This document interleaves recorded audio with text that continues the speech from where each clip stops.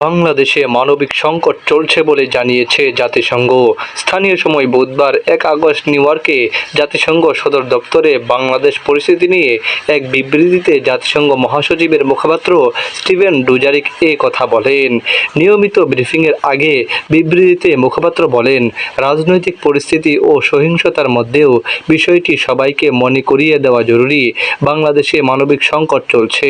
ঘূর্ণিঝড় রিমাল সহ বিভিন্ন জরুরি পরিস্থিতিতে ক্ষতিগ্রস্ত মানুষদের সহায়তা প্রদান অব্যাহত রেখেছি।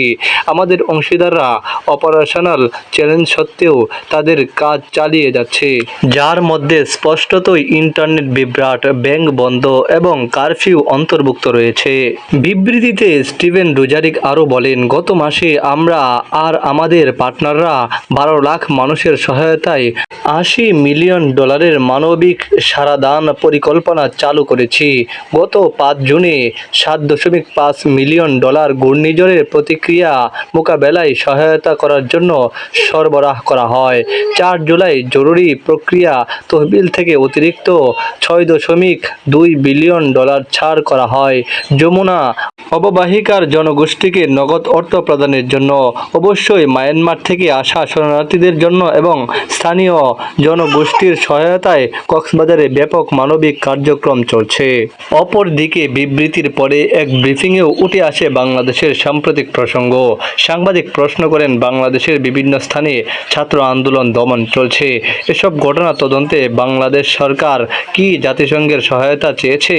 রাষ্ট্র নিয়ন্ত্রিত প্রতিষ্ঠানগুলো পরিচালিত কোনো তদন্তে জাতিসংঘ কি সহায়তা করবে, নাকি জাতিসংঘ নিজস্ব তদন্তের প্রস্তাব দেবে? জবাবে বাংলাদেশে শিক্ষার্থীদের আন্দোলনকে কেন্দ্র করে ঘটা সহিংসতার ঘটনাগুলোর স্বাধীন তদন্তে সরকারকে সহায়তা করার জন্য জাতিসংঘ সর্বদা প্রস্তুত বলে জানিয়েছেন জাতিসংঘের মহাসচিবের মুখপাত্র। তিনি বলেন, আমরা অবশ্যই যে কোনো জায়গায় সরকারকে সহায়তা করার জন্য সর্বদা প্রস্তুত। যারা বিভিন্ন বিষয়ে সাহায্যের জন্য অনুরোধ করে, আমরা তখন দেখি কিভাবে এটি সর্বোত্তমভাবে করা যায়। স্বাধীন তদন্ত করার জন্য জাতিসংঘের লেজিসলেটিভ বডির অনুমতি প্রয়োজন বলেও জানান তিনি। সাংবাদিক প্রশ্ন করেন, আপনি গাজায় নিহত সাংবাদিকদের কথা বলেছিলেন, তবে সাম্প্রতিক সময়ে বাংলাদেশে অন্তত 3 জন সাংবাদিক নিহত হয়েছেন এবং অনেকে গ্রেপ্তার হয়েছেন।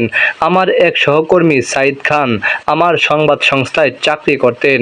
সে কোথায় আছে কেউ জানে না। জবাবে স্টিফেন ডুজারিক বলেন, আমরা বাংলাদেশে তাজা গোলাবারুদ ব্যবহারের নিন্দা জানিয়েছি। বাংলাদেশ হোক বা অন্য কোথাও, সরকারকে জনগণের শান্তিপূর্ণভাবে প্রতিবাদ করার অধিকার রক্ষা করতে হবে। সাংবাদিকদের অবাধ উপায়ে তাদের কাজ করার অধিকার রক্ষা করা দরকার।